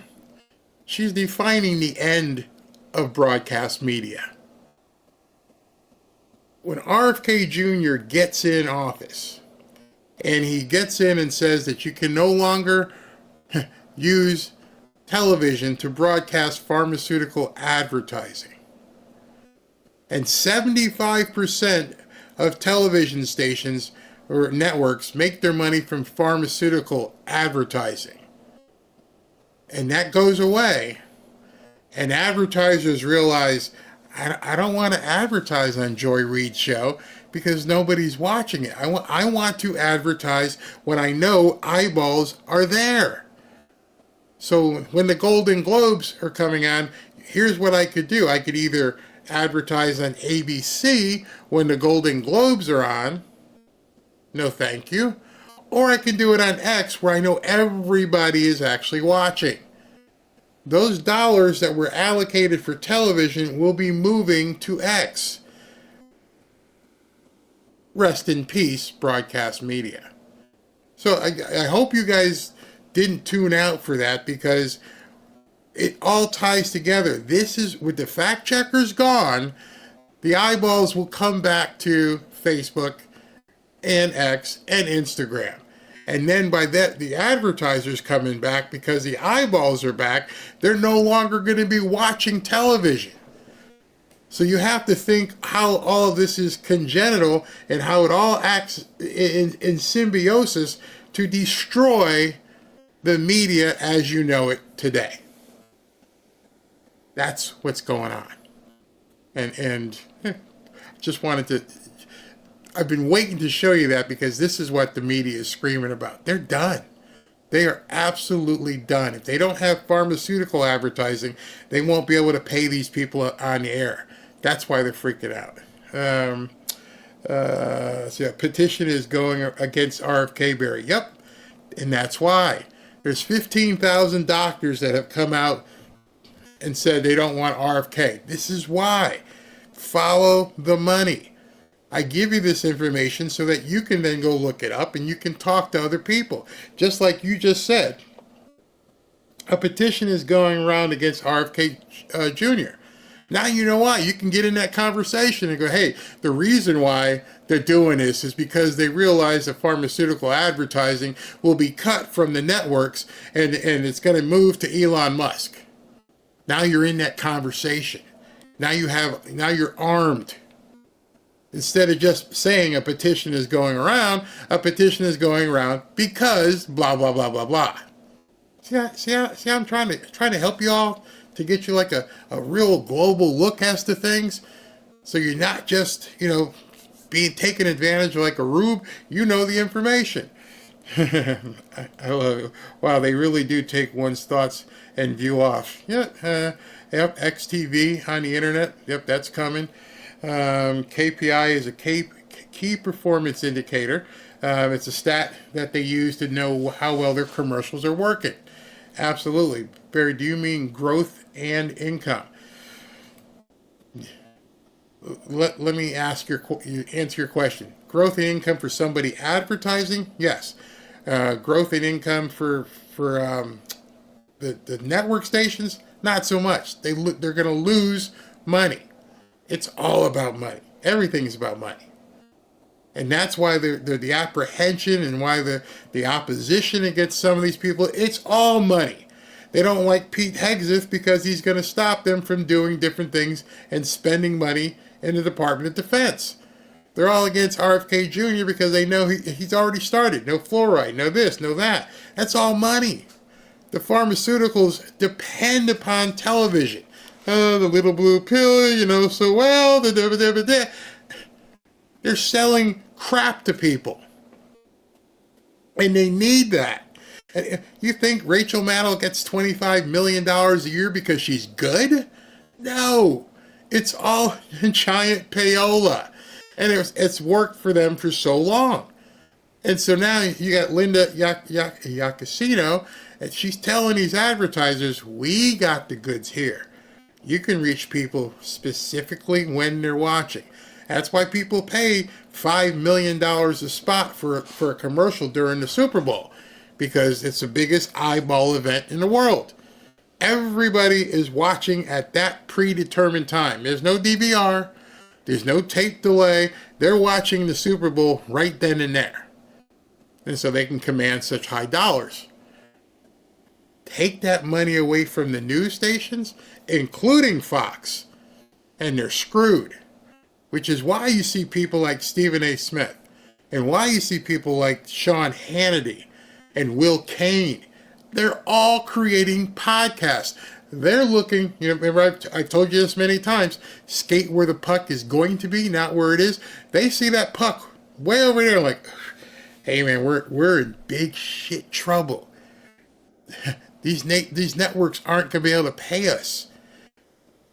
75% of television network money comes from pharmaceuticals across the board. Fox, CNN, all of them. You think I'm lying? Go turn on the television and sit there for like 45 minutes and look at the commercials. Most of them you'll remember. Balance of Nature. What's the big blue pill thing with the heavy people talking? The arthritis commercials. You go look. Prevagen, whatever that is. It's a bunch of pharmaceuticals. And then now there's going to be empty spots if RFK Jr. gets in. The pharmaceuticals also depend on a sick population. And then guess what? The population is determined to be sick by who? Oh yeah, the doctors who are opposing RFK Jr. Because if you've ever gone to the doctor and they give you samples, hey, you don't have to even get a prescription. I'm just let you just try out these pills here. You think that just fell out the sky? Or did a pharmaceutical rep show up at your doctor and say, hey, try these, it'll work. And if you get people to write certain prescriptions, we'll give you bonuses. Oh yeah. This is crazy. I take balance. Ozempic. Is that the little blue pill? Yeah, that stuff there. Did the good Lord send us Trump as manna from heaven? Him and Elon. I had no idea Fox would be in trouble with that one not getting the money. Yeah, look at their spots. You're going to have a whole different perspective now. You're like, Barry, I didn't understand where you were going. Now I understand. Now, as we're about to close, just say to yourself, 75% of their revenue comes from pharmaceutical-related products. And then turn on the channel and just sit there and watch. Like, oh, that can't happen. Ooh, that one can't happen. RFK's not going to let him do that. And that's just money flying out the door. Got to use your noggin on here. That's why they hate Elon. They don't hate Elon because he's friends with Trump. They hate Elon because he's doing some free speech stuff, and he's taking the money away from these people. Lots of money. So Stephen A., Chris Cuomo, Sean Hannity, Will Cain, name each person. And they're all creating their own podcasts. What's the pretty girl? Blonde. Megyn Kelly. Oh, yeah, everybody's doing what we're doing. Because you don't need to work for these networks anymore. And, yeah, Ozempic. I couldn't remember that. Thank you very much. I bought an income and growth following my dad, who's 80. I guess I should get out. I'm not really sure what you mean. Oh, very spot on. Love his videos. Thank you, Kay. Thank you very much. RFK Jr. will be confirmed. He's been on this stuff for decades. What's it say? And he's got all the information to back it all up. And they are taught in med school by Big Pharma. Yes, they are. There's still a railroad car. Look at the different things here. Okay, bingo. This is the biggest one. They don't report on the bad news about it. You don't see anything bad about any pharmaceuticals. Nope. They're perfect. All of them. Why? Because they're giving you 75% of your money. You're not going to report on somebody being crappy if they're giving you the money to pay your $10 million a year salary. It's one big incestuous, nasty relationship, and it's about to go away. That's why it's worth trying to take somebody out. There was a reason why all this is happening. You've been watching them ship money by the billions to these other countries. And you don't know where it's going, where it's landing, and how it's coming back, and who's got their claws into it. Oh, let's donate this much to education. And then the education, national teachers, donates to the Democrats. It's incest. And it's coming to an end. A forced end.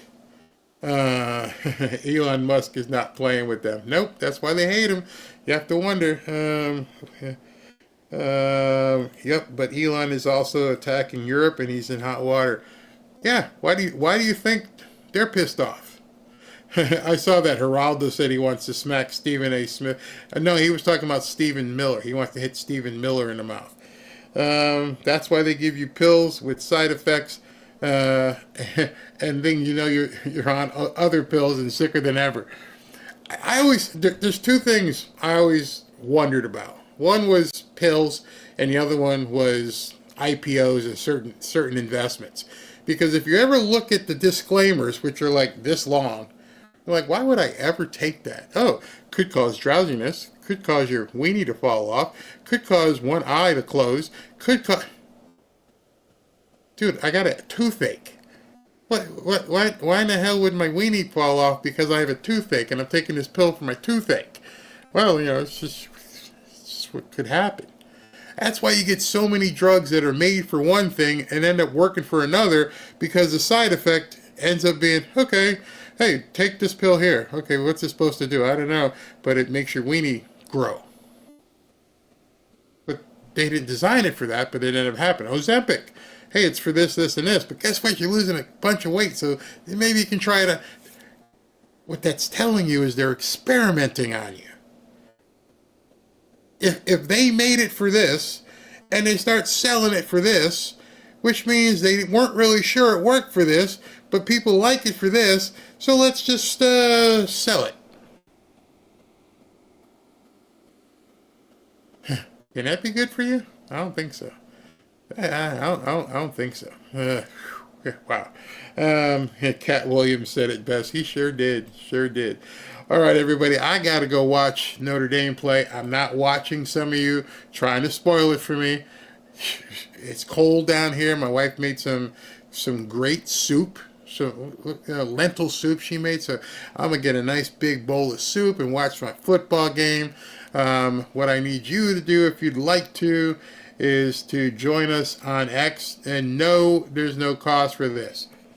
12,000 is now 13,000. I got to change that once again. It's free, and just jump on over there. And if you'd like to enter to win a hoodie, go to fanfareshop.org, which reminds me, guess what? It's hoodie time. So let's look at giving away some 3 hoodies tonight. Let me put this in place and put that over on this window, and then I can actually see certain things. Okay, where is it? Where'd it go? Boom, to boom. All right, so we're going to give away 3 hoodies right here. Let's go ahead and get Tommy Lawrence's drum roll playing. And I took the earphones out. Okay, so let's see who wins. Robin Graham. Robin Graham has won a new Trump hoodie. Let's pick another one. Let's go with the drum roll. Jonah Ferris. Jonah Ferris, you've won a new hoodie. And we'll go with the drum roll once again. Here we go. Mary Snavely. Mary Snavely's. All right, so we got our 3 winners for tonight. Congratulations on your new Trump hoodies. And it's so cold outside. You're going to love them. They're really thick and toasty as well. I mean, they feel good. They feel very, very, very good. So congratulations. Let me go ahead and look at Super Chats if there are any here. Police 45. Big Pharma is like a Pez dispenser in reverse. That's too funny. D-Lad says, I watch your show for your unique insight, sense of humor, wisdom, correct opinions, dedication, attentiveness, and consideration. What about my good looks? Thank you very much, D-Lad. Ramiro Pina, Barry Prayer Warriors needed more than ever. When is prayer night? I will be contacting Pastor JJ tomorrow to see when we can schedule the next one. It's coming. Police 45, let's return to the 80s TV. No medical advertising. No meds, no cigarettes advertising. Please tell us about X Prime. I want to make lists. I did that yesterday. I got to go watch a football game, so I'll do it again tomorrow on how you can do that. And what's this here? Hold on. Police 45 again. Thank you. Debbie Gandy condemns call 2016 and insurrection. Nope. No one has been charged. Not a single person. Nobody. F. Joe Biden, to square all this away, let's just have the FCC fact-check mainstream media every day. Trust me, they won't like it when the shoe's on the other foot. You are so correct. Liars that they are. D-Lad, bro, it's not GIF, it's pronounced GIF. I've been saying GIF forever. Sometimes I say GIF. I don't know. Tim McCurry, thank God I'm rural Alabama, born and raised. Yep, I know what that means. Jeff 26, my whole family was law enforcement, deputy sheriffs to police officers, to dispatchers. Never once did anyone care about the color of skin when they were it. Yeah, you dial the number. I just need help. And so for that woman to say, the people care what color you are, they want people that look like me. Wow. KRO, towards Bibles. Okay, yeah, we've been giving out the Bibles. Ashley's been delivering them. Yes.